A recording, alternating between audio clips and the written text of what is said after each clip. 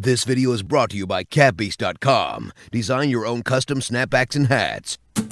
JD from New York, 206. It's time for Off the Script. Big Show and Ryback, Strowman and Roman. Get off my fucking TV and save me the misery. And all you fucking goons, just grab a cold beer. The man of the hour is finally here. JD from New York, 206. It's time for Off the Script. JD from New York, 206. It's time for Off the Script.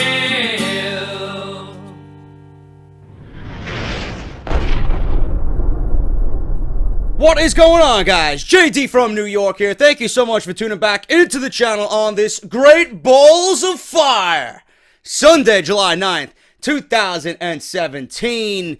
We got the pay-per-view tonight, live on the WWE Network. I will be reviewing the show tonight as it goes off the air, or as soon as it goes off the air, so make sure you guys are tuned into the channel tonight for my official Great Balls of Fire review and results as we go over everything that happened on tonight's show.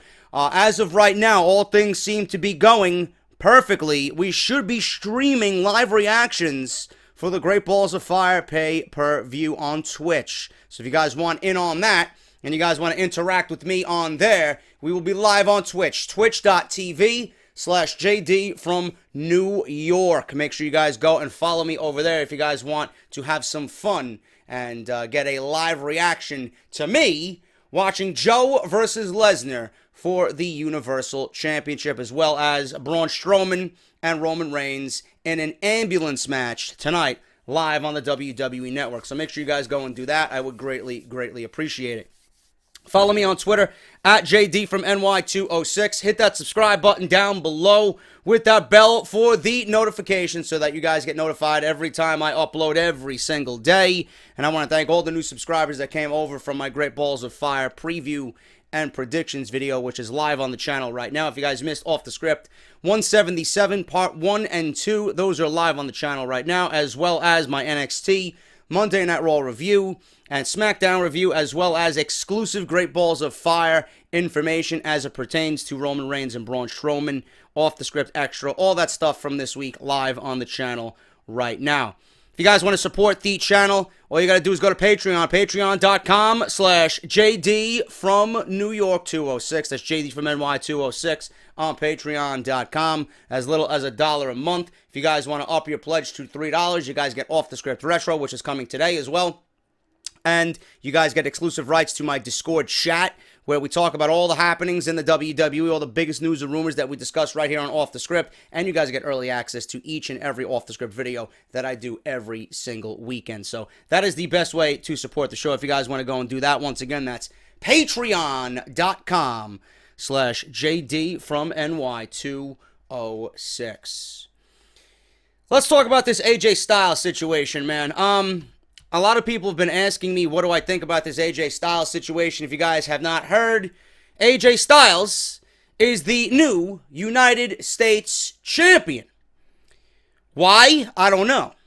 Why did it happen? Again, I don't know. I don't know what goes through the minds of WWE. If you guys see smoke coming into the camera frame, if you're watching on YouTube, that is my humidifier. It smells like orange. Anyway. Kevin Owens lost the United States Championship to AJ Styles at Madison Square Garden on, what was it, Friday night? Friday night it was, right here in New York City. There was a major title change. AJ Styles defeated Owens at the WWE show at Madison Square Garden to become the new United States Champion. Shane McMahon tweeted out, "Congratulations to the new U.S. Champion. Simply phenomenal." And then Sasha Banks tweeted out as well, congratulating AJ Styles. Renee Young did the same thing. Michael P.S. Hayes. Listen, congratulations to AJ Styles. But I'm not going to be in the boat where everybody's jumping for joy that AJ Styles is the United States Champion. Because, again, I wouldn't be doing my job if I'm not overly critical. and I don't give you guys exactly what's brewing up here as it pertains to WWE storyline now. Okay? I want all of you to be aware that with AJ Styles winning the United States Championship, whatever happened on SmackDown with that Independence Battle Royal that left Ty Dillinger, Sami Zayn, and AJ Styles in the ring for the final 3 of that Battle Royal is now absolutely 100% meaningless. So, AJ Styles winning the Battle Royal, he became the number 1 contender for the United States Championship at Battleground, not at Madison Square Garden. Okay? Now, JD, why are you upset about that? Because it really doesn't follow storylines going into the pay-per-view. It's like WWE abandoned storyline now going into Battleground. So now what? We just flipped the title from Owens to Styles, and now it's going to be a rematch at the pay-per-view with Owens trying to get his title back. I don't really give a shit. I don't. I'm more concerned about the Battle Royal. What do you do with Sami Zayn?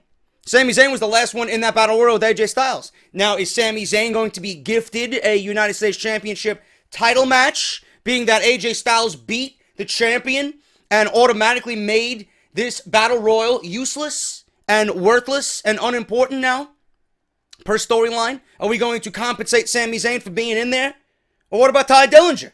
Why don't we have a Sami Zayn versus Ty Dillinger match at the pay-per-view to find out who the new number 1 contender is? That's what I would do. Or something along those lines that involve Ty Dillinger and Sami Zayn.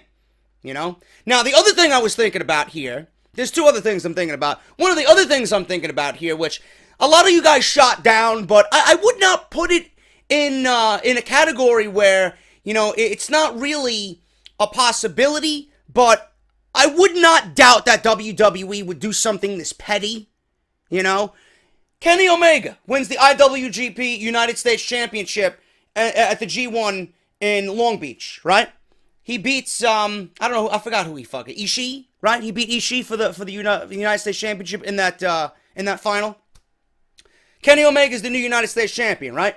So Kenny Omega is representing New Japan as the United States Champion, and here's AJ Styles, 2 of the best wrestlers in the world, could. Now, I'm not saying that it is, but I just took a guess. It was my prediction. I could be off. I could be wrong. I don't give a fuck. That was the first thing that popped in my head. Okay, if I'm wrong, I'm wrong. If I'm, you know, in agreement with you guys, or if you guys agree with me, fine. But 2 of the best wrestlers in the world now. You got Kenny Omega, who is arguably the best wrestler on the planet right now. A lot of people think the same thing about AJ Styles. And you got Kenny Omega, who is the United States Champion for WWE's, I wouldn't say prime competition, but the second biggest promotion in the world, New Japan Pro Wrestling.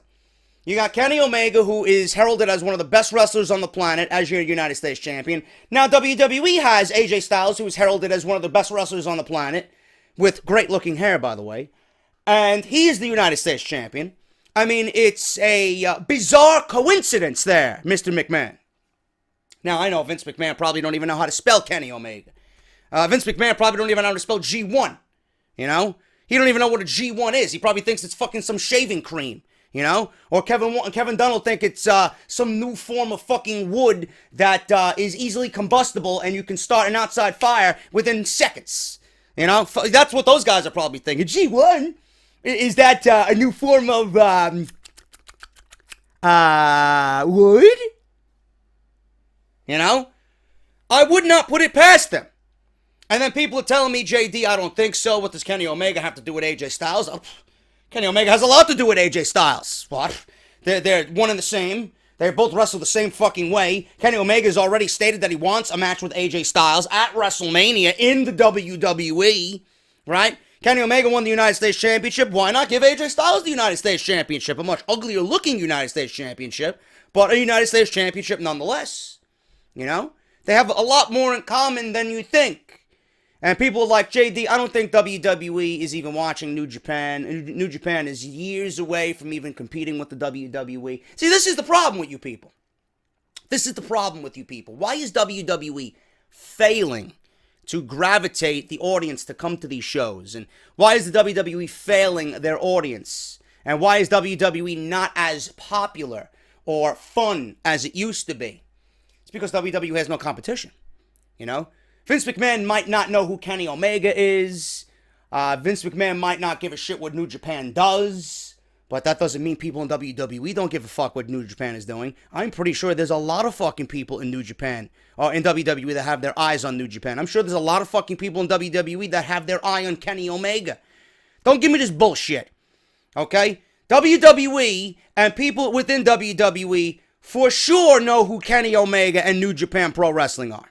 Believe me. All because the old man doesn't give a fuck, that doesn't mean the people that are running these house shows and making the decisions for these house shows don't know who Kenny Omega or New Japan Pro Wrestling is. Now, I might be looking too much into it. I might be really fucking stretching here to criticize on something, but this is what I do. This is what I do. But it would not be out of the realm of possibility that WWE gave the United States Championship to AJ Styles to pretty much say, you know what, if you could do it, we could do it better with AJ Styles and Kenny Omega. I'm just throwing it out there. You know? And let me tell you something, okay? I don't watch New Japan. I'm very, very close to start watching New Japan. I'm very close to ordering New Japan World, believe me. Because I'm looking for an alternative just as much as you guys are. But with this whole United States Championship thing and Kenny Omega, you know, the new United States Champion, and New Japan coming into the United States, now they're rumored to be having shows next year during Wrestlemania season in late March, early April. I wonder what else takes place in late March, early April every single year, you know? So if New Japan is thinking about doing that, if they're thinking about touring the United States, if they're thinking about opening up a fucking dojo or a wrestling school to train wrestlers here on the United States soil for their promotion, you know, this is the problem with WWE. You know, a lot of you guys say, oh, Vince McMahon doesn't give a shit about New Japan. He better start giving a shit about New Japan, because the worst that the WWE seems to get every fucking year, there's going to be that much more where New Japan is inching closer and closer and closer and closer to making this a real competition between two of the biggest promotions, the top two promotions in the world. You know, Vince McMahon might own the global market, fine. But that doesn't mean Vince McMahon should not be concerned about what else is going on. You know? I'm sure Vince McMahon would be fucking willing and ready with an open paycheck or an open, checkbook to sign every fucking talent that New Japan has when their contract expires. Don't give me this shit. Okay? He better be aware of what New Japan is doing. Because where WWE fails, they are going to pick the ball up and make everybody a converter to what they're doing. Because they are offering something right now that is hot. They're offering adult-orientated wrestling. That's all we want. We don't want dancing bears with the Intercontinental Champion. We don't want Roman Reigns. We don't want to see our fucking beloved Bray Wyatts and Rusevs and Luke Harpers and Sami Zayns and Kevin Owens. Right? Kevin Owens, bro. This fucking fat slob, bro. He don't even look like a wrestler, bro. You know, we love him. You know, we love all these guys. Sami Zayn, the Uber driver, you know? We see all these guys. Finn Balor, directionless. We see all these guys. Cesaro. How many years have we fucking cried for Cesaro to get a main event push? Austin Aries just being released, right? How many fucking years must we go to see our beloved fucking favorites who are signed by WWE, that we finally see them in the WWE, and then when they get to the WWE, they do absolutely nothing with them. You know? WWE is like a fucking Maserati showcase room. You know? They got all the best fucking talent in the world. You know? But how many people are going to go into that showroom and drop fucking $500,000 on a goddamn fucking vehicle? You know? You can buy all these fucking wrestlers and put them on your product, but if you don't know what the fuck to do with them, nobody's gonna watch them. Nobody's gonna watch them. Vince McMahon better fucking pay close attention to what New Japan is doing. Because if I was Vince McMahon, I would. Give me this shit. AJ Styles won the United States Championship for what reason? For what reason? People are citing that, it makes Madison Square Garden shows all that much more important. Well, if they were all that much more important, why wasn't it televised where I could see fucking AJ Styles win the second biggest championship on his brand? If it was all that much more important. Why aren't these MSG shows televised on the network? You don't think I wanted to see an AJ Styles United States Championship title victory? He's the only wrestler that anybody gives a flying fuck about on that show. House show attendance, right? House show attendance is low. They wanted to give you the feeling of unpredictability at house shows. I don't give a shit about what happens at a house show. A house show is exactly that, a fucking house show. Nothing that you see on these shows is any different than what you see on television. You know? Instead of a 10-minute Kevin Owens AJ Styles match, you'll probably get a 25-minute Kevin Owens and AJ Styles match. Because they don't have to go through all the TV production. You know? But him winning the title, think of it long term here, it makes no fucking sense. It makes no sense. Whatever you did on Tuesday with the Battle Royal now, it's like the Battle Royal didn't even fucking happen. You know? Another thing I'm concerned about is typical WWE protocol. And don't tell me they're not thinking about this. Motherfucker. Don't tell me they're not thinking about this. Okay? When is Omega Okada 3? Right before SummerSlam, right? What do you think WWE's gonna do? You don't think they know Omega and Okada? If you are in WWE and you don't, I'm a WWE fucking shill, okay? This is a WWE channel. I'm a fucking cocksucker over here for WWE. I cover nothing but WWE. But I went out of my way to watch Omega Okada 1 twice, and then I watched Omega Okada 2 twice. In the same fucking day. That's how good it was. Don't tell me they don't know what Omega and Okada are doing. Okay? I'm pretty sure they got it circled on the fucking calendar. Omega Okada 3. Typical WWE pettiness of you. What do you think they're going to do? In typical WWE fashion, they're going to book AJ Styles, the new United States champion, to defend the title at SummerSlam against Shinsuke Nakamura. How much do you want to bet? They are thinking that right now. How much you want to bet that's exactly what they do? And I'll tell you what, that's a fucking mistake. You have two marquee guys who have never had a match together in WWE, and you want to give it away right away because of what something else, because of what someone else is doing in their promotion, just to counter them? You know, oh, if you could do it, we could do it better. You know, even at that point, no matter how good Shinsuke and AJ is, I don't even think they would even come close to what Omega and Okada are doing. Don't give me this shit. You got two guys on the same brand, you know, two megastars on the same brand, and you want to give it away for free because you want to load SummerSlam up. Meanwhile, I was sitting over here last weekend telling you exactly how to book SummerSlam, where you don't even need AJ Styles and Shinsuke Nakamura. You could go about it a completely different way and still get the same card, if not better. I don't understand why you gotta rush to give me AJ versus Shinsuke when a match of that magnitude is the biggest match that you could possibly do on either brand right now. Why do you want to give it away for free? Why do you want to give it away for free? Not for free, but so early.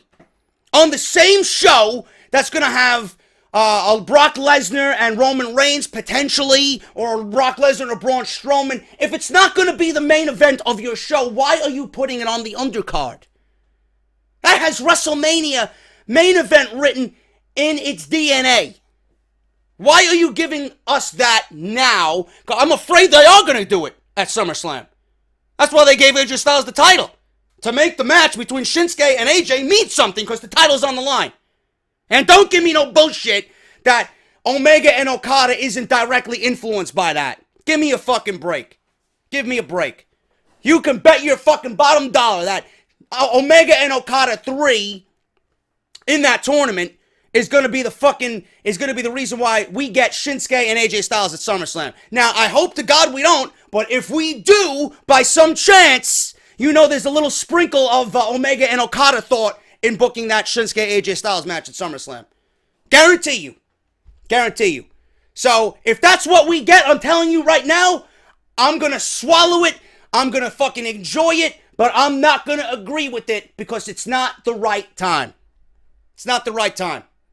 And if WWE does do that, I'm banking on Omega and Okada being the reason why we get it so soon. And then you're going to tell me that WWE is not paying attention to what New Japan is doing?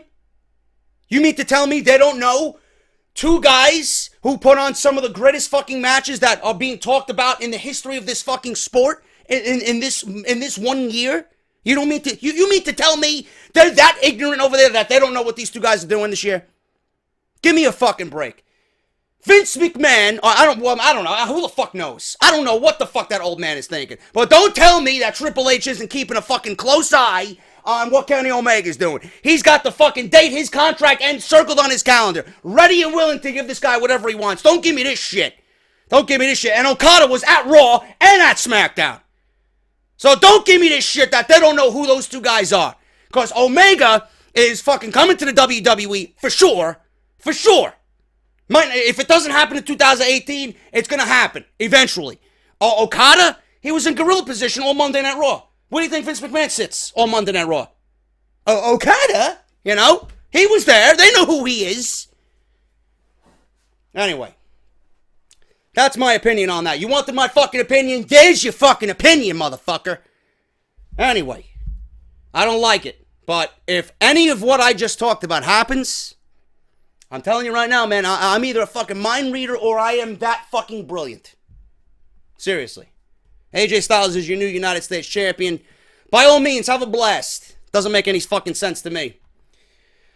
We got the real reason why Austin Aries was released by the WWE, and it's really the only reason that everybody was talking about yesterday. I wanna make sure you guys are aware. I was only joking with the Austin Aries was released or walked away from WWE or asked to be released because of his love for bananas. You know, he does love bananas, but I was just joking with the Titus Catering skit in yesterday's video. So just calm down, okay? And I wonder what Austin Aries is doing SummerSlam weekend. Man, oh man, you know, I think he would look great in a House of Glory ring, man. Maybe. Wishful thinking, maybe, right? Whatever. Shocking news dropped on Friday. Austin Aries released by WWE. This has left fans scratching their heads after Aries was featured heavily on WWE television over the past several months. This includes several matches for the WWE Cruiserweight Championship against Neville. But Dave Meltzer confirms that it was Aries who asked for his release from the company. According to Sean Radican of PW Torch, Aries wanted to be released because he felt like he was being pigeonholed in the Cruiserweight division. I wonder what TJP feels like. I wonder what Cedric Alexander's feeling like, huh? Those guys are being pigeonholed too. Neville's being pigeonholed for sure. Neville could be fucking going one-on-one with Seth Rollins and Finn Balor, right? He's being pigeonholed. 205 Live is a failure. 205 Live is a failure. I guarantee you, if Austin Aries was given anything remotely close to what we seen last summer with the Cruiserweight Classic, I don't think he'd be asking for his release. I don't think so. Because at that point, the Cruiserweights would have been over instead of buried in WWE. He felt like he could be much more than just a wrestler on 205 Live for the company. Well, why didn't WWE say, you know what, Austin Aries, you're correct. You're a lot better than everybody that we have on 205 Live. You can even fucking say that you're better than half of the fucking Monday Night Raw roster. You know?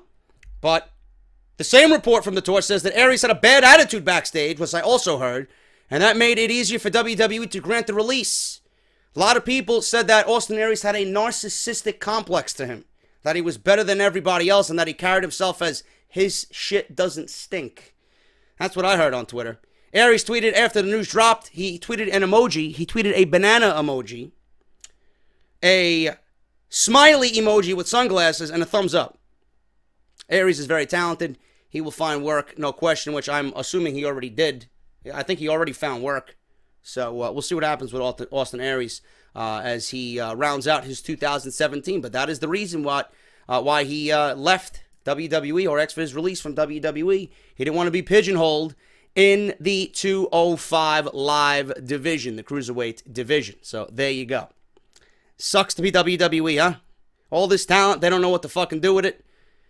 Jesus Christ, man. Yesterday we discussed it off the script, exactly what would make JD's dick hard. And we discussed that what would make my dick hard when it came to wrestling is a tag team tournament on the WWE Network. And yes, it would. Because I love tag team wrestling, and the tag team divisions on every brand needs attention.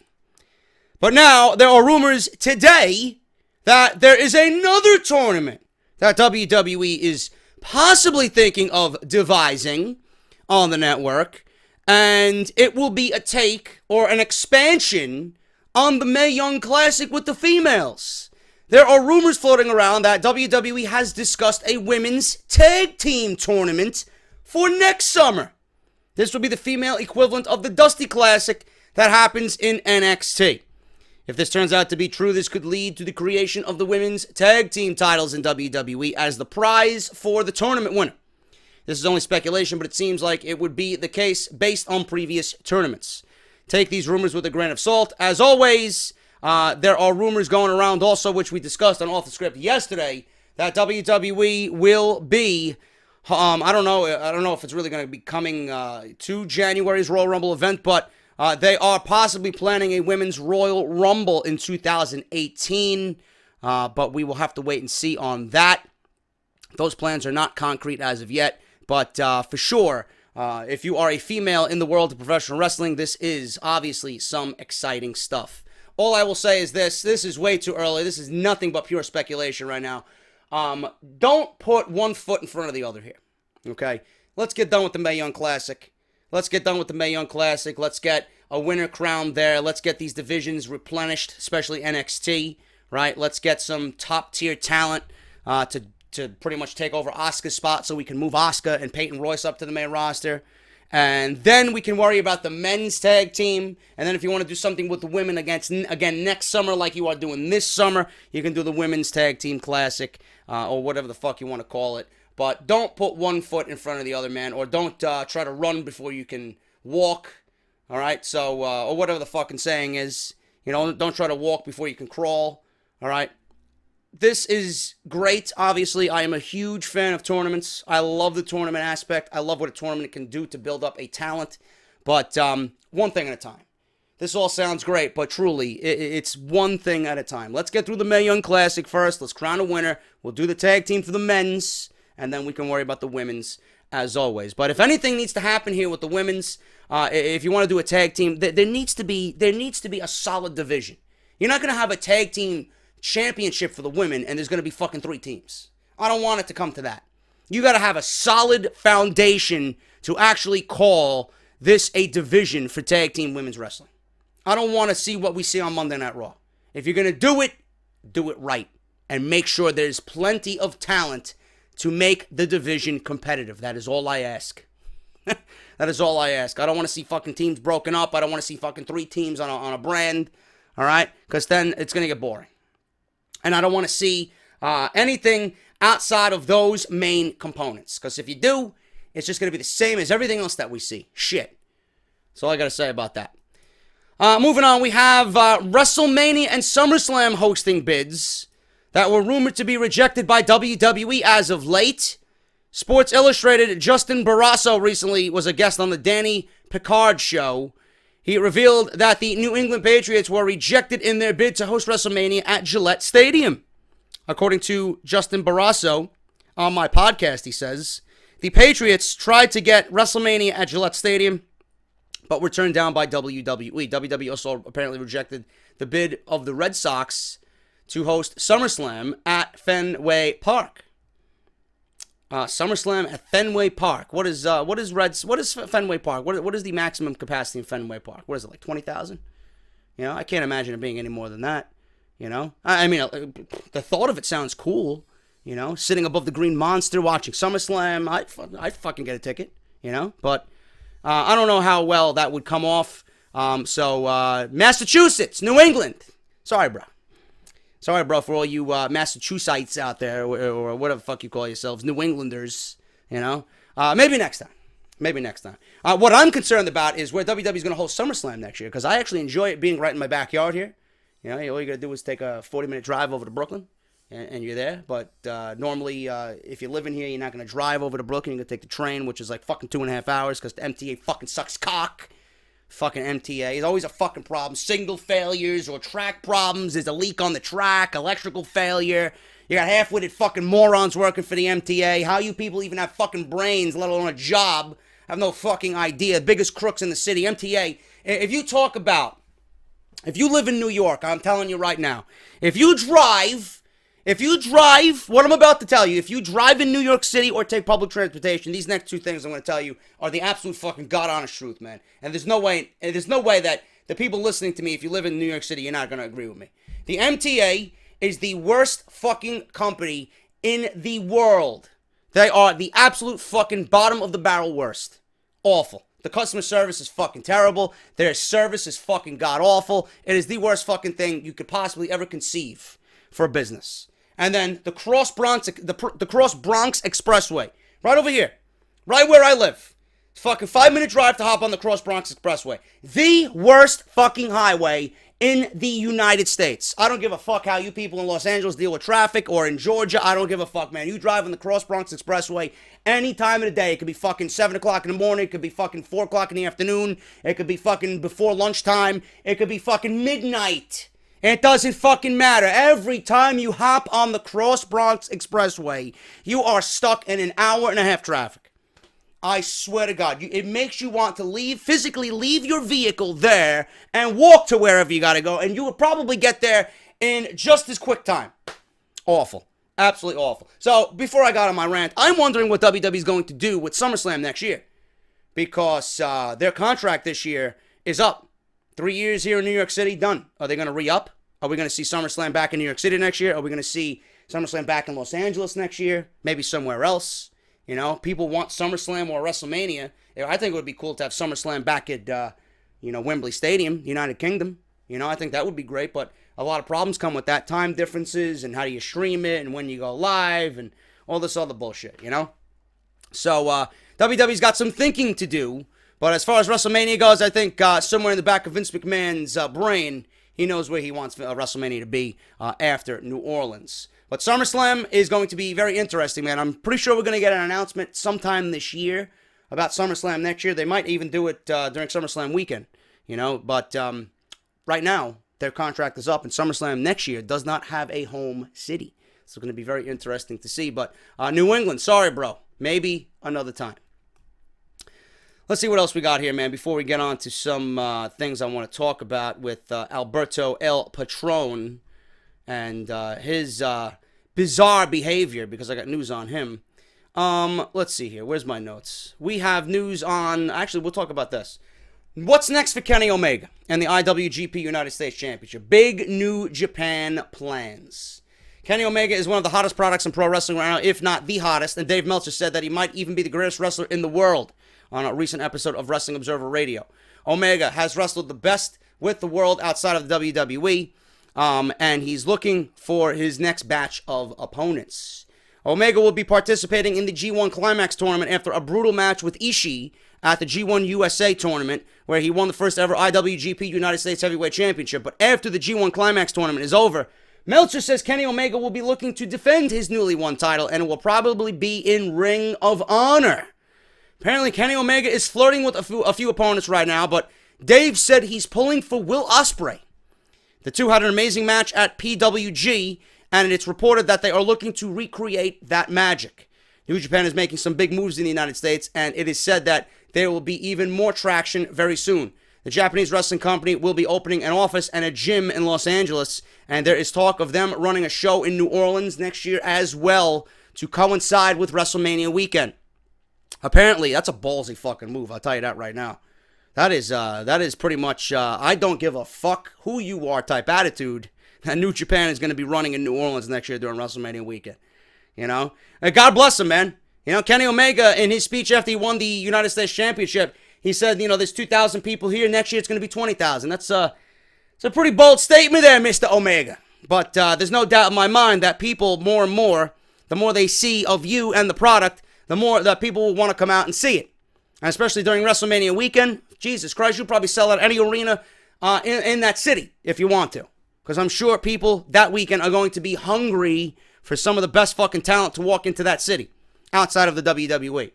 Apparently, it finally dawned on New Japan just how much business that they could do in the United States when lines at merchandise stands at the G1 USA shows were an hour and a half long, and they sold out practically of all their merchandise on the first night. The American pro wrestling audiences need this kind of sports entertainment stateside. New Japan's hard-hitting storytelling is second to none, and while there are other promotions that can try and rival their overall roster, there's no recreating the feel of a New Japan match. There are plans of coming back to Los Angeles for more shows, and their television network, Axis, was thrilled with the results. Axis will be playing 8 hours of programming from New Japan's G1 USA shows on Friday night. It starts at 4:20 p.m. Eastern and will go until midnight. Like I said, man, that's a ballsy move. I wish New Japan nothing but the best. You know, I don't really watch New Japan. I don't know much of New Japan, but I know that competition breeds, competition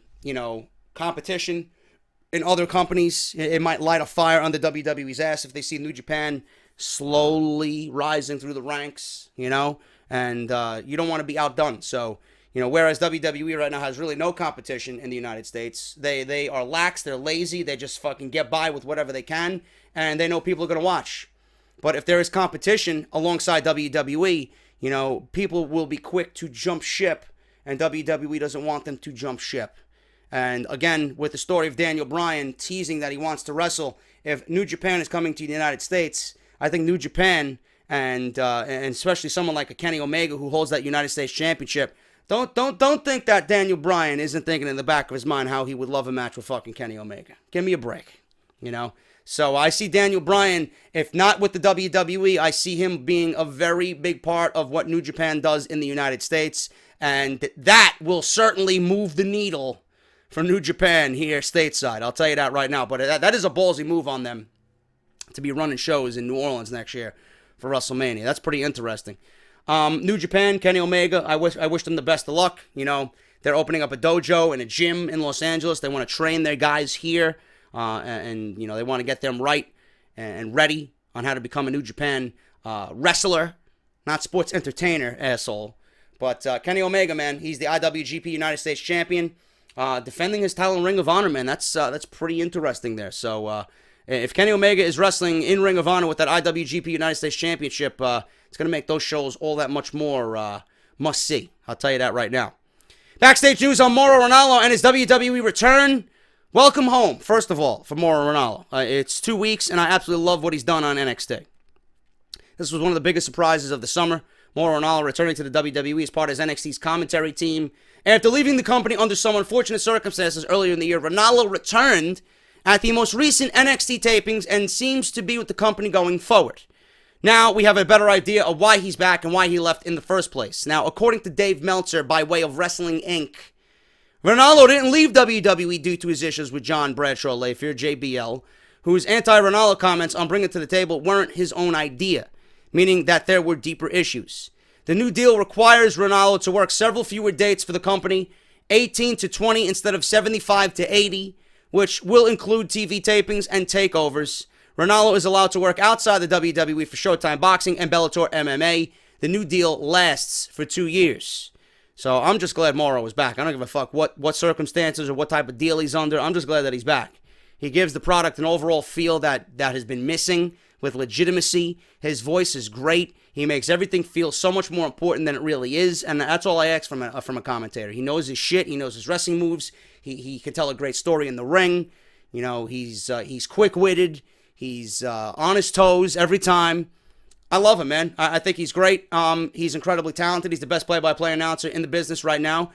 There is no better man to do the job than Mauro Ranallo. And just by him being there, he makes NXT all that much better. He makes NXT all that much more important. Believe me.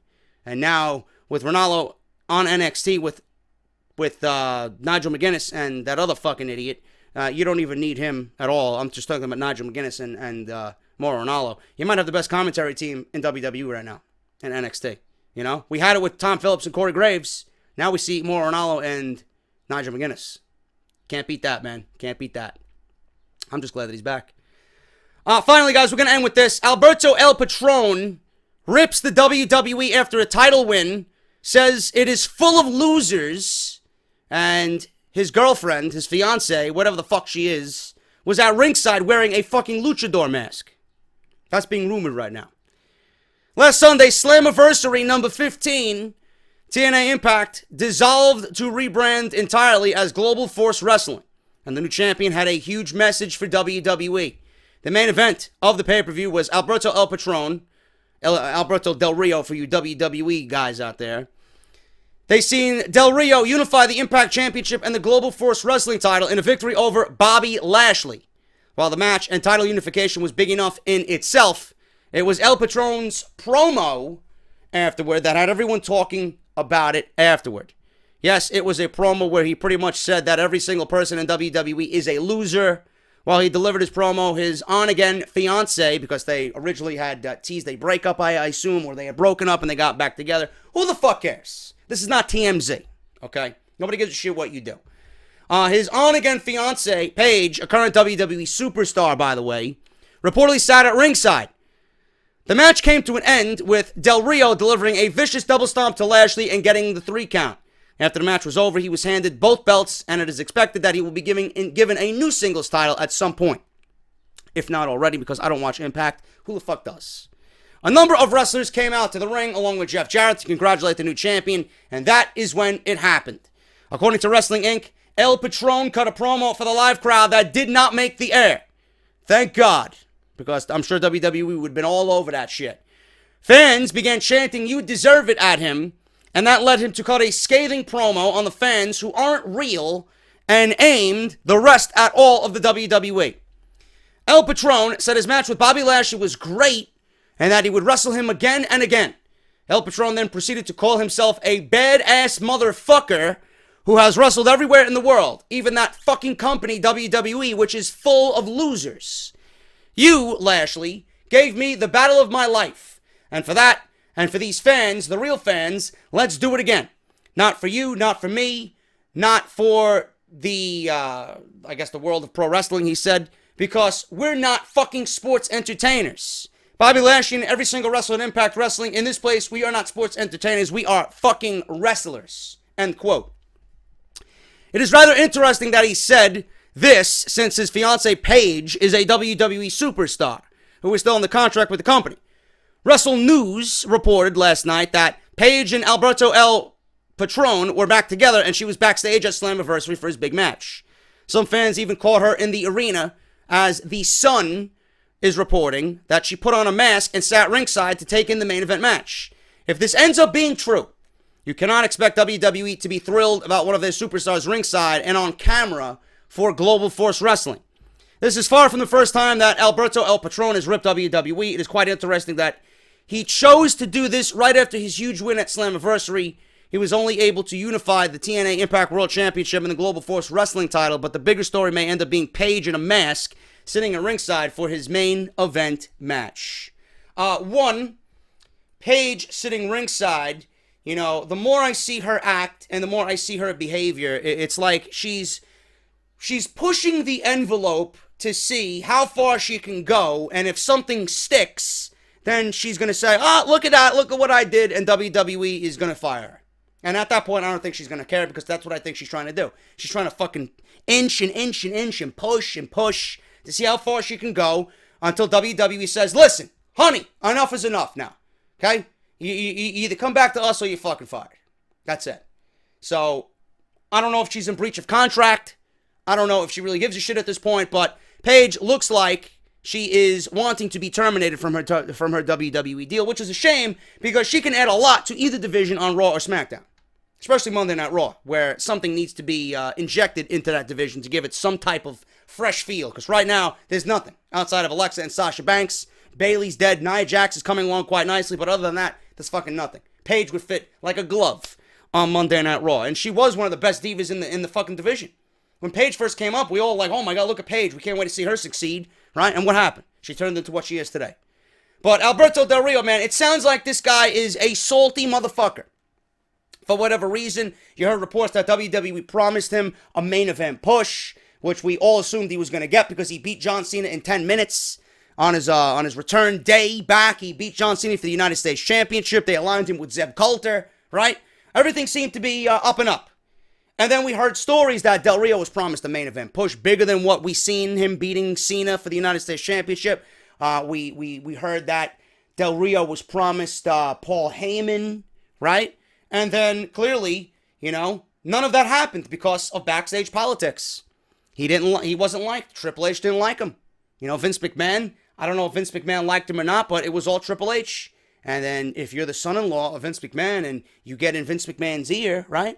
Fuck this guy. We don't want to push this guy. This guy sucks. This guy is not the right guy. Vince McMahon's obviously going to listen, you know?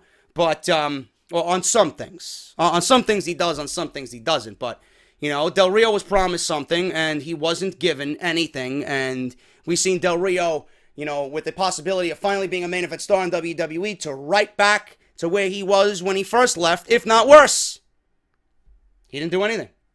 Backstage politics ruined Del Rio. Why they even paired him with fucking Sepp Coulter, I have no fucking idea. No fucking idea. Why they even took Ricardo Rodriguez away from him makes no fucking idea. At all. I say the same thing every time I talk about Del Rio. When he first came to the WWE and when we seen him, he looked authentic. Then they stripped the fucking, the glittery entrance. They stripped the fucking nice cars. They stripped the towel. They stripped Ricardo Rodriguez away from him. And what did they have left? They had nothing. They had nothing. He was just like everybody else. Boring. Crowd wasn't behind him.